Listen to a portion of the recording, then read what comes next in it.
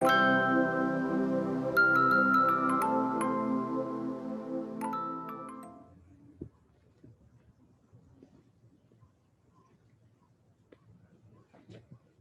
Assalamualaikum warahmatullahi wabarakatuh. Apa kabar semuanya? Semoga sehat walafiat. Hari ini saya berada di Vancouver. Ini adalah tempat saya biking, tapi hari ini saya jalan kaki. Menikmati udaranya bagus banget. Dan ini lokasinya tepat di Vancouver downtown ya. Dan ini adalah tempat parkiran para ya orang-orang yang memiliki diparkir di sini ya. Oke, anyway, semoga semuanya sehat walafiat. Hari ini saya akan bicara sesuatu yang signifikan banget, yaitu adanya sebuah berita yang bagus banget tentang sebuah jalur permanent residence yang namanya Canadian Experience Class. Dan kenapa itu sesuatu yang signifikan? Karena ada satu berita yang bagus sekali yang baru aja kita terima kira-kira 2 minggu yang lalu. Ya, oke, saya akan share berita itu apa. Kemudian juga saya akan share bagaimana caranya agar siapapun yang sekolah di Kanada atau yang sudah bekerja di Kanada bisa menggunakan jalur ini untuk apply permanent residence. Oke, kita mulai sekarang ya.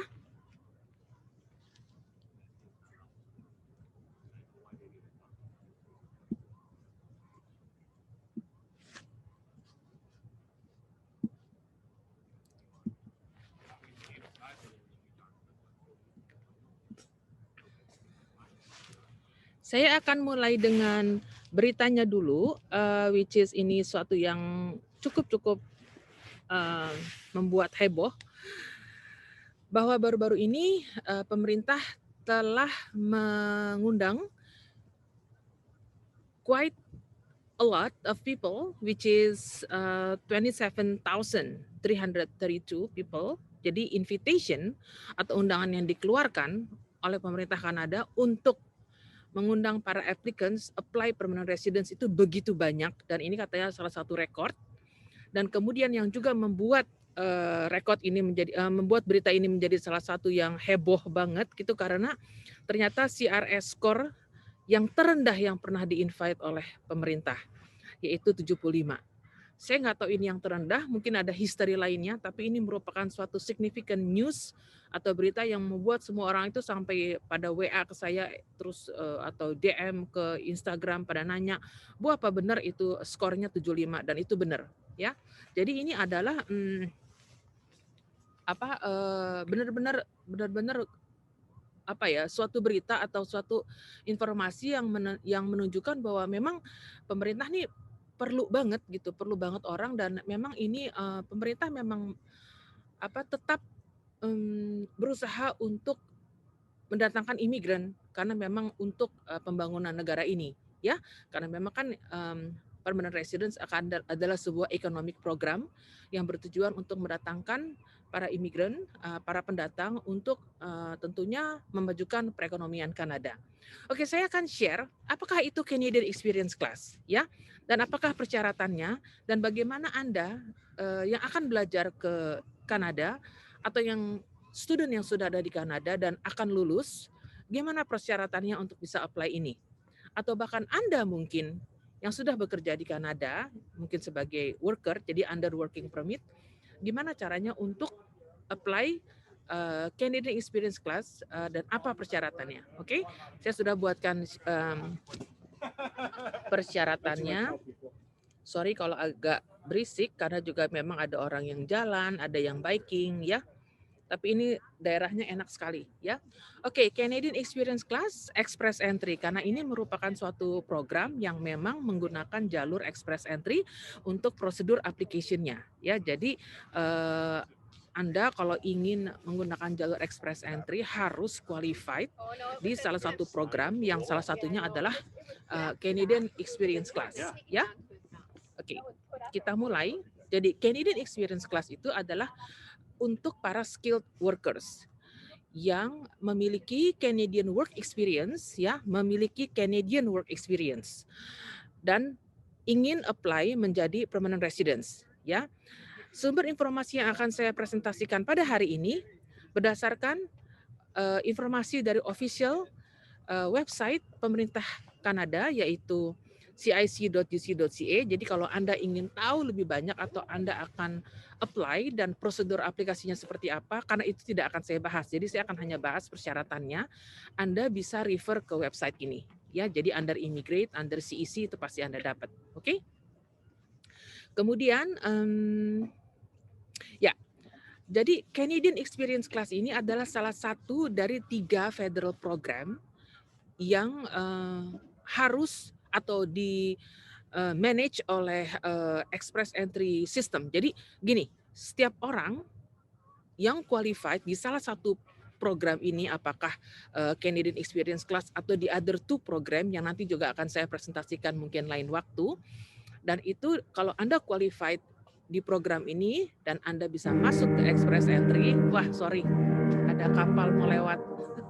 Dan kalau Anda masuk menggunakan Express Entry untuk prosedurnya, maka Anda harus qualified di program ini, ya. Nah, sekarang saya akan tunjukkan gimana caranya sih, Bu, supaya bisa qualified. Oke, kita masuk lagi. Oke, jalurnya kalau saya tetap artinya saya menggunakan jalur yang biasa student-student saya tanya.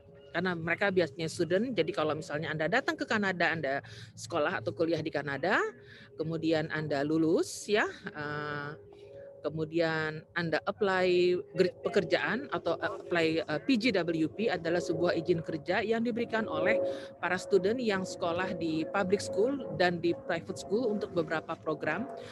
Tapi intinya bahwa programnya harus qualified untuk PGWP ya. Jadi PGWP itu semacam izin kerja lah yang diberikan kepada para student yang sudah lulus dari program yang memang qualified. Jadi nggak semua orang yang sekolah di Kanada terus dia tiba-tiba pengen ambil PGWP, enggak ya. Jadi Anda harus masuk ke sebuah program yang memang qualified untuk PGWP, Postgraduate Work Permit, sehingga Anda bisa bekerja. Nah, setelah itu baru Anda bisa apply untuk program ini, itu Canadian Experience Class. Nah, sekarang masalahnya apa sih, Bu, persyaratannya? Sebelum kita ke sana, ada beberapa elemen yang harus Anda perhatikan, ya, atau keterkaitan elemen-elemen ini terhadap proses aplikasi Anda nanti untuk program Canadian Experience Class. Satu adalah tentunya work experience, karena memang yang dicari adalah siapapun yang memiliki atau yang bisa apply adalah orang yang sudah memiliki Canadian work experience ya. Agak dingin. Yang kedua adalah tentunya bahasa ya. Yang ketiga education, walaupun nanti ada sesuatu yang akan saya ceritakan kenapa itu education itu menjadi sesuatu yang cukup unik untuk program ini. Dan yang keempat tentunya adalah job offer. Kenapa saya harus bicara job offer? Karena nanti deh saya bahas sekalian ya. Sekarang kita next-nya adalah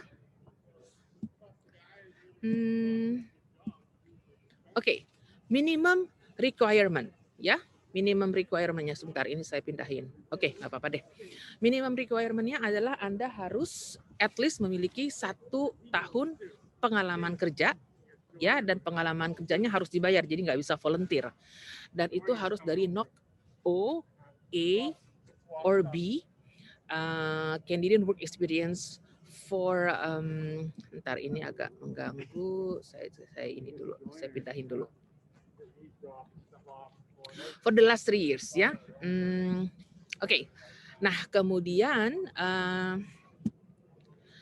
language levelnya itu harus di level 7 atau level 5 untuk CLB. CLB adalah Canadian Language Benchmark ya. Kemudian untuk berikutnya adalah Anda tidak boleh tinggal di Quebec kalau memang mau apply program ini. Ya, jadi ini untuk Anda yang tinggal non-Quebec ya. Kemudian nah ini dia tadi yang saya bilang unik. No educational requirement atau proof of fund. Nah, saya ingin cerita sesuatu sebentar.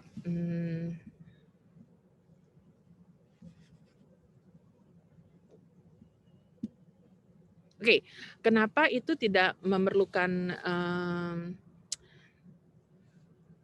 proof of fund? Karena memang ini asumsinya adalah Anda bekerja dan Anda sudah punya ya gaji ya, jadi sudah ada pemasukan tentunya. Dan kemudian tetapi tetap diusahakan kalau bisa Anda sekolah di Kanada karena ini berhubungan dengan CRS points ya, di mana CRS itu adalah comprehensive ranking system, di mana kalau Anda sekolah dan mendapatkan Canadian diploma atau degree akan menambah points Anda dan tentunya Anda lebih qualified untuk apply program ini di jalur express entry ya. Dan seperti yang tadi saya katakan ini akan dilakukan aplikasinya melalui jalur express entry. Oke.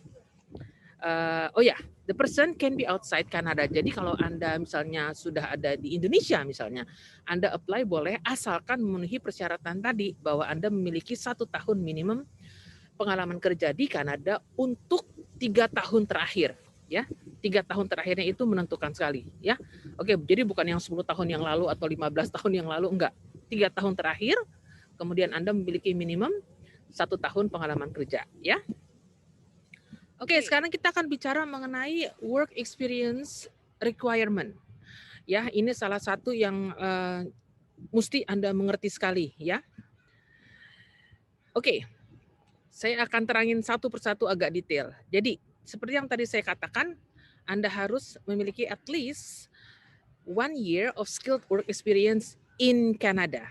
In the last 3 years ya. Jadi ini untuk yang the last 3 years atau 3 tahun terakhir before you apply ya. Jadi Anda harus benar-benar pikirin itu ya. Jadi kalau Anda lulus and then Anda punya PGWP, misal dikasih PGWP 3 tahun, setelah Anda kerja 1 tahun, Anda boleh apply. Ya. Oke. As long as satu, Anda bekerja full time, dan full time itu artinya 30 jam per week untuk 12 bulan, sehingga Anda harus mengakumulasi 1.560 jam. Atau katakanlah Anda nggak punya full time job, tapi Anda hanya punya part time job, juga nggak apa-apa. Jadi asalkan akumulasi dari semua pekerjaan itu, walaupun dia part time, mencapai jumlahnya 1.560 jam.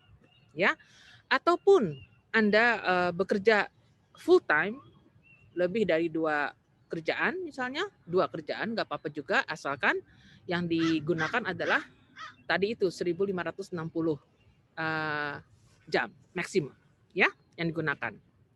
Dan ingat bahwa pekerjaan itu harus dilakukan di Kanada dengan menggunakan temporary resident status, yang artinya itu menggunakan contohnya izin kerja yang PGWP atau work permit ya. Nah, jadi harus yang authorized, jadi nggak boleh illegal ya. Oke, next-nya adalah, nah ini contohnya aja, misalnya saya akan bicara mengenai jenis pekerjaannya itu seperti apa for the next slide, jadi nggak bingung ya. Nah sekarang jenis kerjaannya itu seperti apa, itu Anda harus mengikuti peraturan pemerintah, yaitu harus yang berada di NOC O, A, or B ya. Apakah itu NOC O? Adalah managerial jobs. Artinya contohnya seperti restoran manager ya. Kemudian atau di level type A, professional job. Misalnya itu accountant, arsitek. Jadi professional job adalah sebuah pekerjaan yang di mana Anda harus melakukannya membutuhkan degree dari university ya, dentist misalnya gitu ya.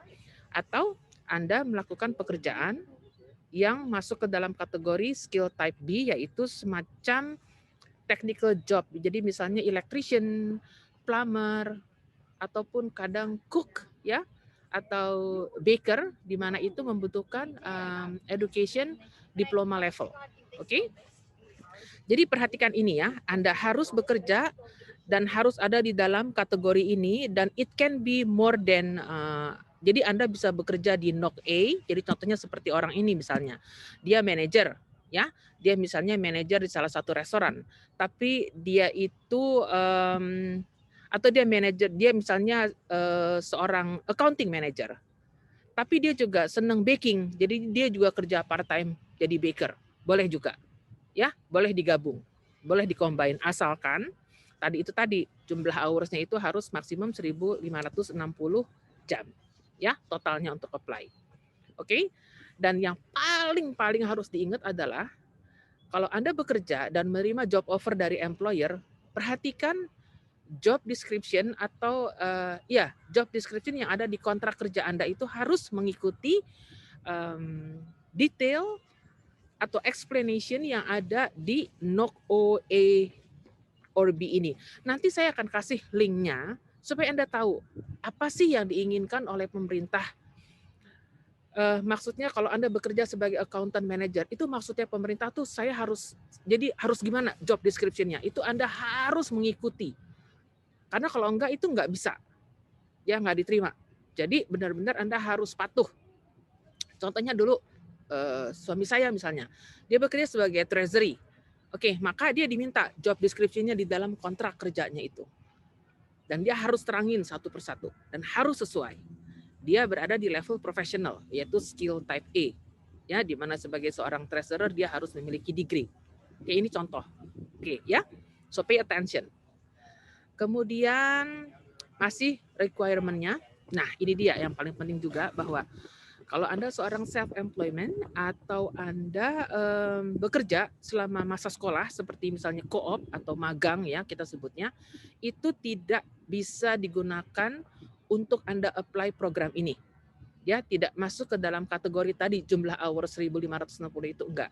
Jadi total hours yang masuk hanya adalah hours atau jam kerja yang digunakan setelah Anda lulus sekolah dan Anda bekerja full time sebagai employee. Remember that. Okay? So not being a full time student itu nggak akan diconsider. Ya? Oke? Kemudian Anda juga tidak bisa apply ke program ini kalau Anda refugee, claimant ya, atau Anda bekerja tanpa legal status, jadi illegal, atau Anda bekerja pekerjaan itu atau pengalaman kerja itu didapatkan tanpa menggunakan temporary resident status di Kanada. Jadi ya intinya sih illegal tuh nggak bisa. Udah done. Kalau illegal jangan apply deh. Udah pasti nggak keterima. Ya. Oke, makanya usahakan jangan illegal. Kerja yang benar aja, gunakan SIN number itu karena itu yang akan dijadikan record. Kalau menurut saya ya kita namanya di negara orang dan kita akan tinggal dan kita berusaha untuk mendapatkan status permanent resident. So my advice selalu melakukan sesuatu hal yang benar dari awal. So do the things right from the beginning. Ya, jangan pernah aneh-aneh lah. Buat apa sih? Kan kita pengen hidupnya yang enak ya, dan pengen berusaha mendapatkan kehidupan yang lebih baik dengan mengajukan sebagai permanent residence, dan kalau misalnya perlu atau pengen bisa menjadi Canadian citizen. Oke? Nah, sekarang mengenai education requirement. Seperti yang sudah saya sampaikan tadi, bahwa there is no education requirement. Ternyata, karena memang ini program adalah Canadian Experience Class. Jadi tidak ada education requirement for Canadian Experience Class. Tapi karena Anda akan menggunakan jalur express entry sebagai prosedur pengajuan aplikasinya, di mana express entry itu kan sebuah pool dan semua orang apply, maka Anda akan berkompetisi dengan semua orang yang memiliki mungkin CRS score-nya, yaitu Comprehensive Ranking System-nya itu lebih tinggi daripada Anda. Nah, bagaimana caranya Anda juga kalau mau berkompetisi dengan mereka? Salah satu cara yang diberikan oleh pemerintah Kanada adalah dengan memiliki tadi itu, Canadian degree atau diploma atau sertifikat. Intinya Anda memiliki Canadian credential. Ya, sorry kalau saya goyang-goyang karena lumayan dingin.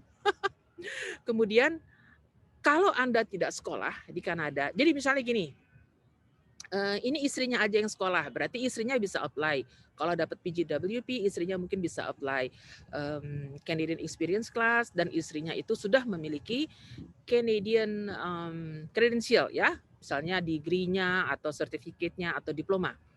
Nah, suami kan bisa membantu nih dalam proses aplikasi itu. Nah, suaminya tapi tidak sekolah, jadi misalnya hanya kerja.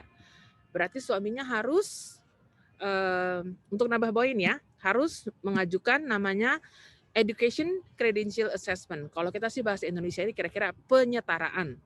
Jadi kalau misalnya Anda lulus dari UI atau dari Trisakti atau dari mana, misalnya negara public school atau dari manapun lah di Indonesia ya, Anda ajukan ECA ya untuk nambah points. Oke? Oke, good kan? Ya. Dan tentunya admissibility adalah Anda harus admissible. Admissible itu artinya harus punya clean record. Ya, apakah Anda sebelum permanent residence, sesudah permanent residence, anytime being in Canada, kalau menurut saya to be safe, ya punya clean record. Jangan macam-macam lah, ya. Kita di negara orang pengen aman, dan negara ini memang negara yang aman, alhamdulillah so far. Makanya dia penyaringannya pun agak ketat. Kalau menurut saya bukan agak ketat, sangat ketat. Dan menurut kita yang sudah ada di Kanada itu bagus banget, karena kita pengennya kan negara ini aman terus, jadi kita nggak pengen artinya ada apa-apa gitu ya. Oke, lumayan dingin. Nextnya, language requirement seperti yang tadi saya katakan, untuk Canadian Experience Class membutuhkan CLB7. CLB7 itu adalah Canadian Language Benchmark 7, dan Anda harus mengambil IELTS General ya. Dan kalau Anda mendapatkan skor listening, reading, writing, speaking-nya 6, nah itu artinya Anda cukup ada di level CLB7. Nah, ini untuk NOC A and NOC O. Artinya kalau ini Anda apply untuk yang level manager atau level profesional. Nah, sekarang gimana caranya Bu kalau saya apply dan saya baker atau saya cook? Maka Anda CLB-nya cukup 5, di mana Anda kalau ngambil IELTS General, maka skornya adalah listening 5, reading 4, writing-nya 5, speaking-nya juga 5, which is good. Ya, oke, karena most of my students itu di hospitality industry, mereka bekerja sebagai cook, dan ya mereka akan apply setelah mereka mulai bekerja setelah lulus. Oke? Dan yang paling penting adalah tesnya itu harus kurang dari 2 tahun dari the date of application. Jadi jangan lebih dari 2 tahun, nggak keterima ya. Oke, nextnya adalah nah pertanyaannya adalah apakah Anda bisa apply dari manapun di Kanada? Ternyata enggak ya. Jadi kalau Anda ada di Quebec itu enggak bisa menggunakan program ini.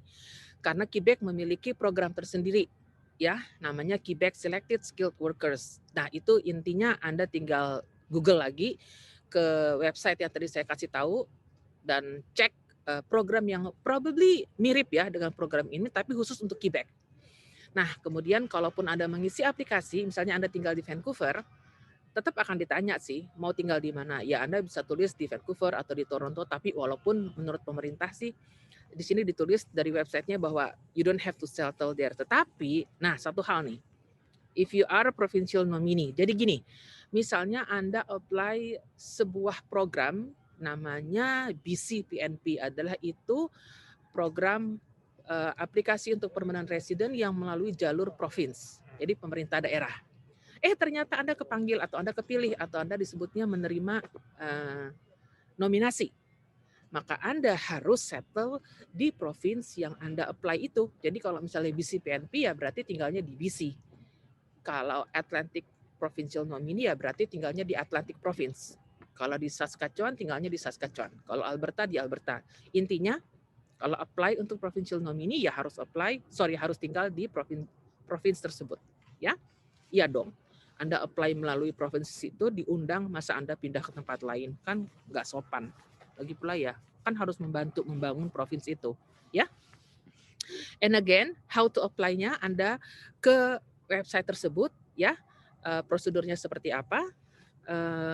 Itu adalah website resmi pemerintah Kanada. Oh, that's it. So, see you in the next video. Tentunya jangan lupa subscribe, like, and share my channel, my video, and thank you so much for watching. Next videonya saya juga akan bicara mengenai program lain yang biasa juga atau bisa digunakan untuk apply permanent residence bagi Anda yang sudah lulus di Kanada, atau ada program lain lah yang bisa untuk menggunakan jalur express entry. Intinya ini bukan sebuah legal advice ya, ini adalah sebuah general information yang saya terjemahkan, yang saya simplify dengan dari informasi yang ada di official website resmi. Komennya akan saya tutup karena saya tidak boleh memberikan consulting apapun, karena Anda harus tetap refer ke website resmi. Tapi yang baru saya sampaikan barusan adalah dari website tersebut. Oke, sekian. Sampai jumpa. Mudah-mudahan ini semua berguna bagi siapapun yang ingin mengajukan aplikasi under Canadian Work Experience. Oke, thank you so much. Salam dari Vancouver. Bye everyone.